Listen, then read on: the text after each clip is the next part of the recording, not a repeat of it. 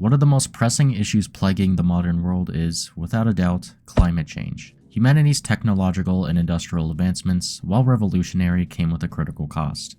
The environment, despite numerous eco-friendly solutions available that can be optimized accordingly to slow catastrophic effects to the Earth. With this problem continuing to jeopardize the future of every living being on the planet, many people would protest against corporations and world leaders in order to get them to open their eyes to how crucial the state of the Earth is, how the prosperity of the Earth is not worth sacrificing to make a profit. From this, many non-profit environmental organizations would emerge, with some notable examples being Earth Justice, 1% for the Planet, and Mr. Beast and Mark Rober's Team Trees and Team Seas. However, there was one that stood out the most due to their malformed practices they would take part in order to spread their message, which would give them a controversial reputation in the eyes of many, and would be argued that their methods of preaching against a global issue would be more catastrophic to their cause rather than intuitive. That organization being Just Stop Oil.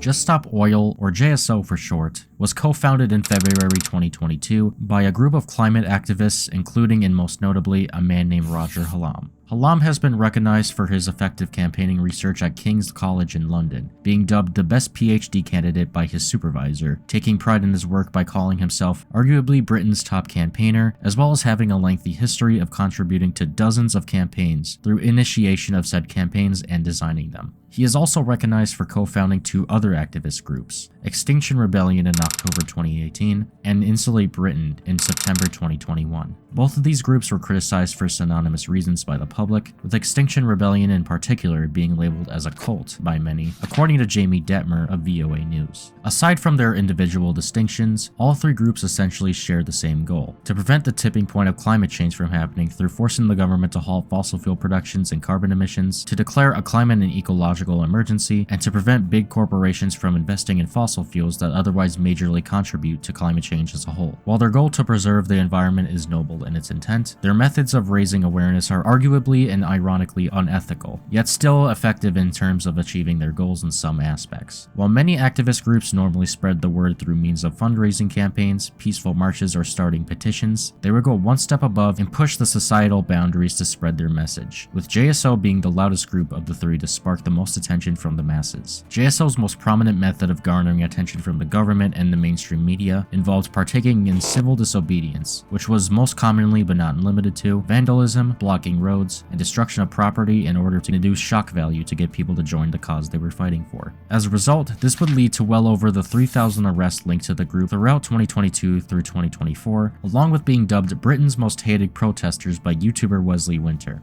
In December 2021, Roger Hallam would talk about the strategy of protesting in a Facebook post that read, quote, "I designed the initial plan and led the mobilization process for the most successful act of mass civil disobedience in modern UK history. The XR Rebellion of April 2019, when 1,200 people were arrested in 10 days in central London. I designed the plan for the fastest recognized campaign in modern UK history, Insulate Britain, which went from 0 to 77% name recognition in 4 weeks. This was achieved with around 100 people and hardly any money." He would also mention how through these methods of non-violent civil disobedience, Hallam would be arrested over 50 times and face multiple sentences, with many of the arrests being due to repeated offenses of vandalism and conspiracy to cause a public nuisance. Despite this, his efforts would lead to change in some areas. For example, in March 2017, he would go on a 2-week-long hunger strike to force the very same college he attended, King's College London, to cut down on the use of fossil fuels. And as a result, King's College would heed to his demands by cutting off £14 million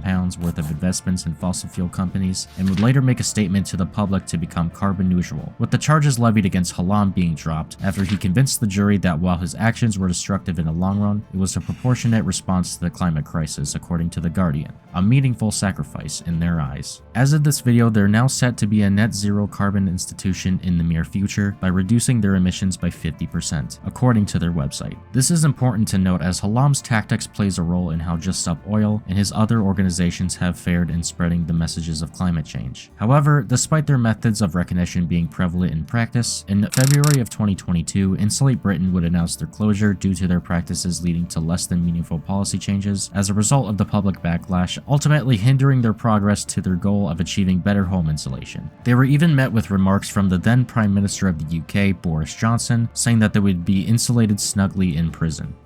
And you know those people gluing themselves to to roads. I don't call them legitimate protesters like some Labour councillors do. I think some Labour councillors actually glue themselves to roads. I say they're a confounded nuisance who are blocking ambulances, and I'm glad Pretty is taking new powers to insulate them snugly in prison where they belong. I love ChatGPT. I love it. ChatGPT is fantastic. While many would see defeat as a sign to back down, Hallam and his fellow activists persisted in doubling down on volume, risk, and disruptiveness in the name of change. Thus, 2 weeks later, Just Stop Oil was born.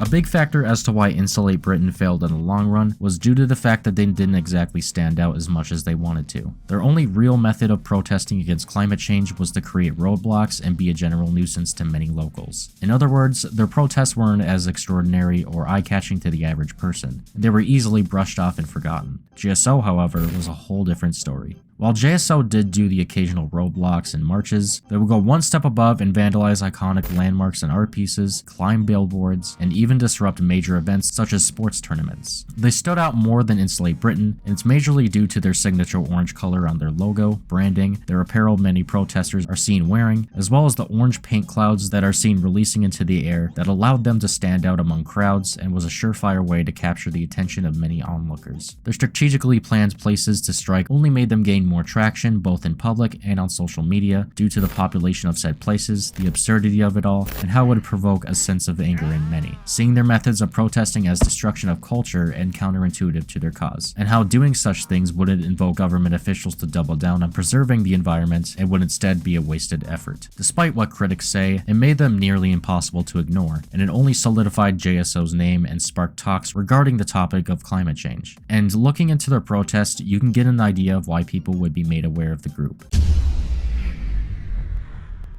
Starting off in February 14th, 2022, the day the group was formed, they would fire a warning shot targeted toward the government, threatening to escalate beyond protesting and move more into civil resistance if their demands for them to end investment in fossil fuel companies were unmet, saying, quote, "If you do not provide such assurance by March 14th, 2022, it will be our duty to intervene, to prevent the ultimate crime against our country, humanity, and life on Earth," according to a letter that was sent to Prime Minister Boris Johnson. According to Independent UK, in response to JSO's ultimatum, a government official on behalf of Boris Johnson would reply to JSO's letter saying that, in short, quote, "Oil and gas will continue to play a role in the UK's energy supply," effectively rejecting to comply with their commands. As a result, this would set the stage for the escalations that followed, through their many protests and campaigns. While it is hard to say exactly how many JSO protests there have been in total, there are many significant ones that put them into the public eye. On March 13th, 2022, the 75th Annual British Academy Film Awards ceremony would take place. During the event, dozens of protesters stormed the event, with 4 of them managing to get past security thanks to them having a ticket to the event. According to The Guardian, activists met at Queen Catherine's Temple in Kensington Gardens near to the Royal Albert Hall for a briefing where they discussed how the action would take place and what tactics they would use. Upon entering the event, they would proceed to take off their shirts that were being worn over their JSO t-shirts, sit on the red carpet, and repeatedly chant, "Just look up, stop oil,"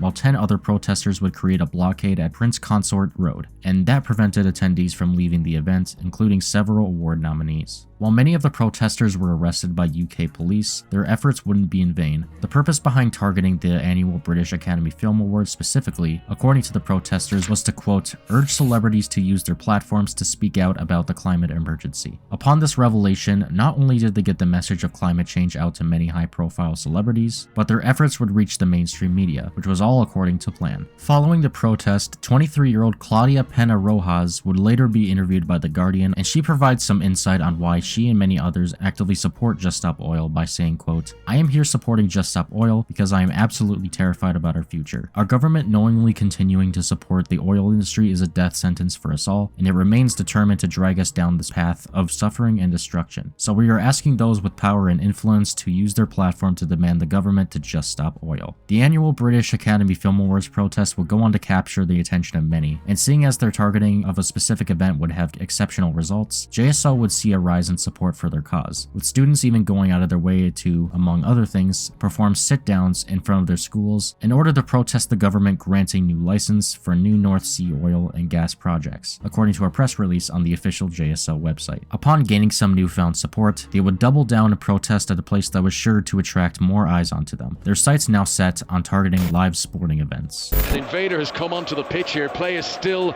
underway, and I think he's handcuffed himself to the posts, Connor. yeah, there has. There's a situation happening down on the pitch with the game at the moment continuing, but it will have to come to a halt.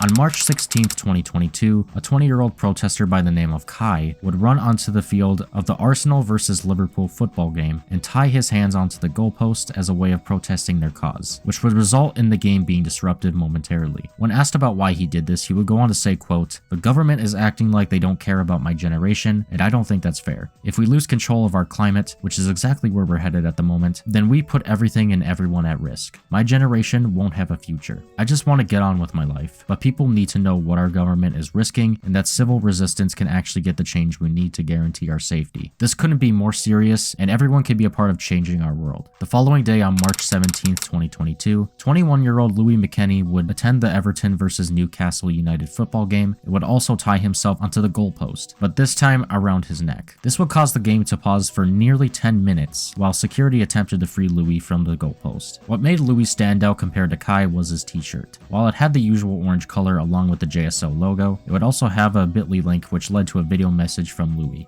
My name's Louis McKechnie. I'm 21 years old and I'm a mechanical engineering student. I'm about to disrupt a football match and I'm terrified, but I believe as many people as possible need to know what a possible future holds. Billions of people not knowing if they should stay in their homes or if they leave where they can go as countries become too hot to live in. Mass starvation due to crop failure. It's fighting for bread in the bakery aisle of Morrison's. The cost of living crisis, COVID, and the war in Ukraine are showcasing this future. I want my government to do all they can to stop this coming true. But they are expanding oil and gas, making things worse, increasing the risk. Just stop oil. It's a no-brainer first step to stop the harm. After Louis pulled off this stunt, he would be promptly arrested and taken into police custody for aggravated trespassing and pitch encroachment, but would later be bailed on the merits that he does not attend venues being used for any sports event. According to ITVX, at his court hearing, he would go on to detail about why he and many other protesters chose to disrupt football matches by saying, quote, "We came up with the idea of how do we get the most eyes on that name, just stop oil. And of course, in this day and age, football is the biggest cultural phenomenon there is. Hopefully, public awareness will bring public action, which might actually, if we get the government to listen to us, might actually save a lot of lives. If it's a chance of saving a billion lives, it's worth it no matter the odds." He would also add that the reason why he specifically chose to invade the Everton versus Newcastle game was because Newcastle was sponsored by a Saudi Arabian oil company called Saudi Aramco, which was a nice subtle way to reinforce his anti-climate change message. Throughout the rest of March, protesters would continue to target football matches until, in the early morning of April 1st, JSO, along with the previously mentioned Extinction Rebellion, would stage protests in front of 10 oil facilities in order to demand an end to new oil and gas, according to JSO's website. The protesters would proceed to sit in the line of direction of the oil tankers to prevent them from leaving their respective sites, while some others would climb on top of some of the tankers. This would result in fuel deliveries being disrupted, along with approximately 83 protesters being arrested, according to The Guardian. The primary motivator for this protest, according to the previously mentioned Louis McKenney, is the fact that the government knows that, quote, "Oil is funding Putin's war while pushing millions of people into fuel poverty while energy companies reap billions in profits."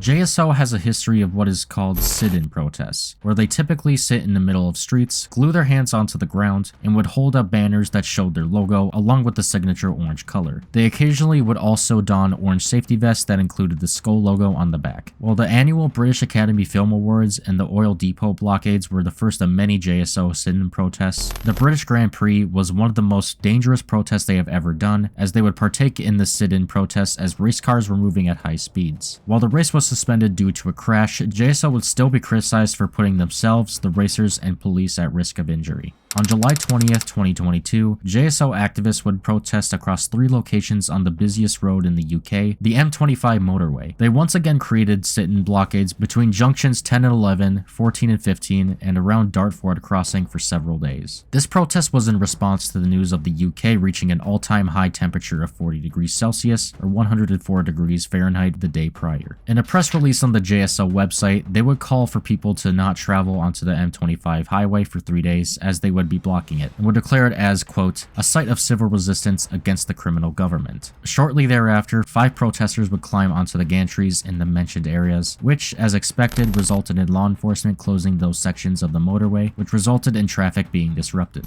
Throughout the month of October, JSO would also take their cause to major streets and bridges such as the Waterloo, Westminster, Lambeth, and Vauxhall bridges and create a blockade. This practice would be heavily criticized by many for not only disrupting traffic, but for also blocking emergency vehicles from going through despite said vehicles flashing blue lights. These blockades would be seen as counterintuitive on JSO's part, since their whole message was to get the government to end use of fossil fuels before the earth becomes uninhabitable for mankind, yet they would not only put others' lives at risk by doing this, but when one protester by the name of James Skeet was interviewed by Lad Bible Stories, he was asked about how he felt blocking ambulance for their cause. What if someone dies in an ambulance you've blocked? Don't you feel guilty? Yes, incredibly. There will always be an ambulance lane factored in, so there'll be people that aren't glued in that sort of situation in order to let emergency vehicles through. But that's not to diminish the fact that there is potential harmful consequences about stepping out on the road. So to my knowledge, no one's ever been hurt by a Just Stop Oil action. What's happening on the road gets you in the news, which starts a discourse in the wider society, and that's where the political pressure comes about, and that's where you get the societal change. Do I feel good about disrupting people? Absolutely not. Is it the right thing to do in 2023? I think, on balance, yes it is. A lot of people saw this response as incredibly ignorant for JSO protesters like James to, quote, not feel good about blocking roads and putting lives at risk, since it completely undermines the cause's message and it can backfire on them, causing many to hate the organization. As one commenter on the interview puts it best, quote, the problem with JSO is that protest, whether disruptive or not, needs to bring people to support your cause. Most of their actions alienate people to the cause, and that's the issue. So while James claims that these protests cause worldwide discussions about their cause, it also inconveniences people in the process, which is why JSO is heavily controversial and why many soured over the organization as a whole.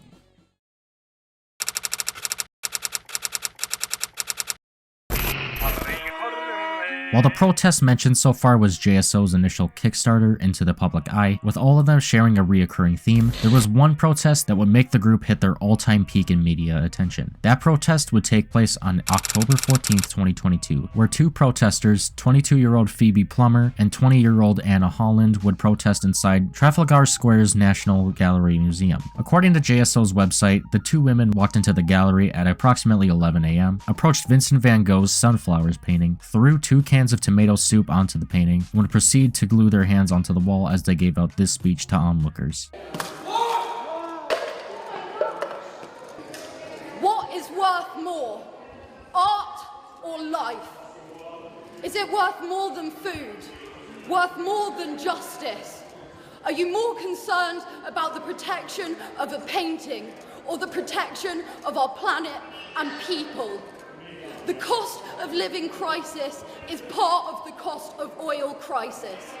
Fuel is unaffordable to millions of cold, hungry families. They can't even afford to heat a tin of soup. Meanwhile, crops are failing. Millions of people are dying in monsoons, wildfires, and severe drought. We cannot afford new oil and gas. It is going to take everything we know and love. Their goal was to give people a sort of reality check, to get people to start caring about a more important issue plaguing the world instead of caring about something that's less important, like art, as Phoebe put it in her initial speech. While the painting itself wasn't damaged due to the protective glass blocking the soup from coming in contact with it, the 2 protesters would still face heavy scrutiny by many following the stunt. For example, Jamal Igle, a comic book artist, would go on to state, quote, "This is not how you make your point. Luckily, the painting is covered in glass, so nothing was damaged, and they'll probably be charged with trespassing. All you did was anger the very people you're trying to appeal to. Another noteworthy criticism was brought up by British-American journalist Andrew Stroline, where he would state, quote, "as if damaging art and wasting food will win people over to your cause." Critics argue that the stunt was completely unorthodox compared to other approaches, as it only angered the public, thus undermining their message, making people not take the group seriously. While this protest wasn't the first to vandalize an art piece, it was still the most significant protest they have ever done to date.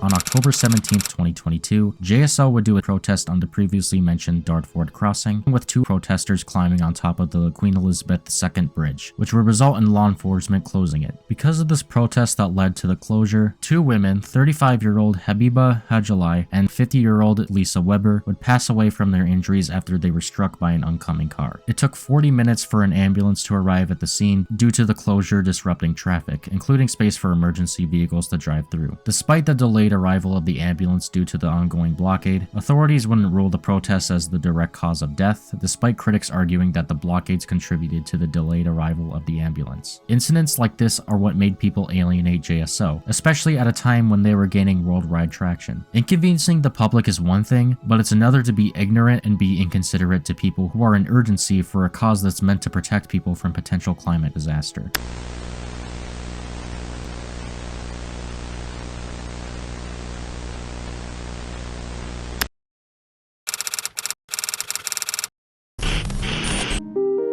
From late 2022 through early 2025, Just Stop Oil will continue the same practices of protesting at events and historical monuments. The 2023 World Snooker Championship protest happened on April 17, 2023, when 2 activists interrupted the game by emptying a bag of orange powder and attempted to glue their hands on the table. The match would continue as normal, but they had to do so on another table. One of those same protesters would later go on to disrupt their own university graduation ceremony by spraying orange paint on the ground on July 17, 2023. Fast forward 1 year later, on June 19, 2024, JSO would strike again at the Stonehenge Monument, located in southern England. 2 activists would run to a part of the monument and would spray it with orange cornflower, which thankfully didn't leave permanent damage to it. According to NBC News, this incident was planned ahead of time as it occurred, quote, "just thousands were expected to gather at the prehistoric site to celebrate the summer solstice." It was also in response to the Labour Party leading the 2024 UK elections, after the party claimed that they would, quote, "no longer issue further licenses for oil and gas exploration," which JSO would vouch for, but will claim it wasn't enough, as they wanted them to, quote, "go further and sign a treaty to phase out fossil fuels by 2030. This would go on to be the second most significant protest, as many media outlets across the world would cover the incident, same as the previously mentioned Van Gogh Sunflowers protest. According to CBS News, English Heritage, the charity group that manages Stonehenge, will go on to say that the incident was, quote, "extremely upsetting," along with British Prime Minister Rishi Sunak responding to the protest by calling JSO, quote, "a disgrace" on Twitter.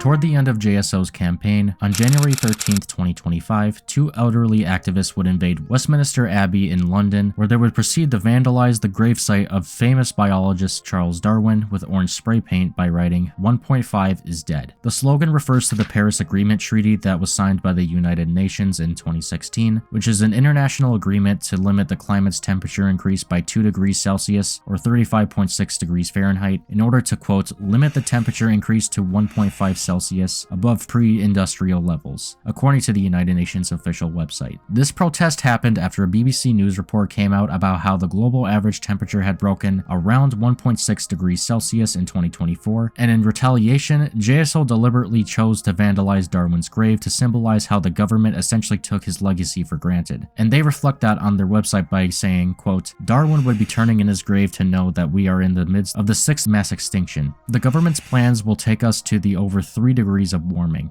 This will destroy everything we love. World leaders must stop burning oil, gas, and coal by 2030. Despite the attempt at symbolism behind this protest, many would criticize JSO for disrespecting the dead through desecrating Darwin's grave. One comment reads, quote, "Desecrating a grave will literally do nothing to Just Stop Oil cause. Quite the opposite. It just makes people angry. They are not winning minds and hearts by doing this kind of stunt." Another comment would read, quote, "How dare you? Now clean it off. I agree that it is essential to halt global warming caused by human activity, but I do not agree with this desecration and damage." 2 months after this protest, on March 27th, 2025, Just Stop Oil would officially announce their disbandment on their website, citing that because their demands for new oil and gas licenses to be discontinued had been met. However, while the UK Labour Party has mentioned that they would commit to not issuing new licenses in their policy documents and government statements, it wouldn't be implemented into a law, which means they can still issue licenses in the future, but at the cost of public backlash politically and abroad. While it could be argued that JSO had an influence in these commitments by the Labour Party, they most likely weren't the direct cause of these newly adopted policies. According to ITVX, JSO's initial statement where they would claim that their, quote, "demand to new oil and gas is now government policy, making them one of the most successful civil resistance campaigns in history," would get a response from the Prime Minister's spokesperson, where they would go on to say that JSO, quote, "succeeded in creating a significant amount of disruption and public nuisance, and spoiled a few oil paintings, but when it comes to our plans for energy security, they remain as stated." And with that, JSO's final protest would take place on April 26, 2025, where they would hold a peaceful march in London as a last hurrah. With JSO coming to a close, it begs the question of whether or not they had really achieved their goals of stopping oil. The objective answer being no, but with all things considered, they undeniably raised awareness and kept climate change on news headlines for years through their methods of civil resistance, and while they didn't directly cause the government to adopt new policy changes, they still could have had an influence in said changes. However, while they may have influenced the general public on the topic of climate change, many of their disruptions were mostly seen as counterintuitive, especially after the Dartford crossing incident. While they did make headlines on many news outlets across the world, the focus wouldn't be on their cause, but their actions instead. On top of all of that, while their goal was to get people on their side to support their cause, many would feel alienated thanks to their tactics, ultimately turning them against the cause. Then, out of nowhere, on October 27, 2025, the iPaper would publish an article entitled "Inside Just Stop Oil's Toxic Culture, Sex Assault Claims and Infighting," which talked about a former activist email to JSO's over 100,000 members, alleging that JSO's HR knew about 2 male members, along with 3 others, allegedly essaying multiple female activists that dated all the way back to 2022, but was ignored due to their, quote, "moral cause being prioritized over the allegations." In an obtained audio recording, JSO's believed to be head of media, the formerly mentioned James Skeet, would be heard calling the email, quote, "a shit sandwich that torpedoes us as an organization," in a private WhatsApp voice message in response, with seemingly no concern for the parties affected by the alleged assault, as he would then go on to say, quote, "we've ridden the wave of worse controversies, so we'll see where this goes. But at the moment, we're going to have to be very lucky that this doesn't tank the whole fucking thing." Whether or not these allegations are proven to be credible, there's no doubt that while Just Stop Oil was hell-bent on their good faith cause, they failed to have empathy for the very people who put themselves at legal risk and carried the organization on their backs, and from an outsider's perspective, it only shows how poorly they treated their activists behind the scenes. But again, there's no concrete proof of these allegations being true, so do with this information as you will. As of this video, Just Stop Oil has backed another activist group led by 2 of their former activists, Arthur Clifton and David Curry, called Take Back Power. Instead of preaching for the good of the environment, their goal is to have the British government, quote, "tax the rich and fix Britain." Overall, Just Stop Oil will go down in history as one of, if not the most controversial activist groups of all time, and while their civil resistance has caused many eyebrows to be raised in regards to the climate change crisis, there's no doubt that their actions have created destructive results. Thank you for watching.